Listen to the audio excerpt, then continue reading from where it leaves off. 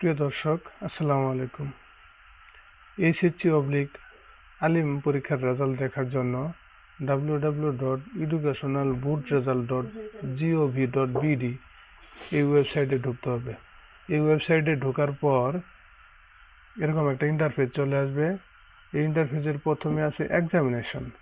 এই এক্সামিনেশনের ক্ষেত্রে আমরা সিলেক্ট করব, যেহেতু আমরা এইচএসসি অবলিক আলিম পরীক্ষার রেজাল্ট দেখব, সেজন্য আমরা এইচএসসি অবলিক আলিম সিলেক্ট করে নেব। তারপর হচ্ছে ইয়ার। এই ইয়ারের ক্ষেত্রে যেহেতু আমরা 25 সালের রেজাল্ট দেখব, সেজন্য আমরা 2025 সাল সিলেক্ট করে নেব। তারপর হচ্ছে বোর্ড। এক্ষেত্রে শিক্ষার্থীরা যে যে বোর্ডের আন্ডারে পরীক্ষা দিয়েছে সেই বোর্ড সিলেক্ট করে নিতে হবে।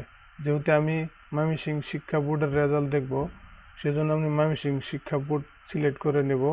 তারপরে শিক্ষার্থীর রোল নাম্বার, এইখানে শিক্ষার্থীর রোল নাম্বার দিতে হবে। তার নিচের কলামে শিক্ষার্থীর রেজিস্ট্রেশন নাম্বার দিতে হবে। এই নিচের কলামটিতে এই ক্যাপচারের যোগফল, এক্ষেত্রে এক একজনের এক এক ধরনের যোগফল অথবা বিয়োগফল বসিয়ে এই সাবমিটে দিলেই রেজাল্ট চলে আসবে।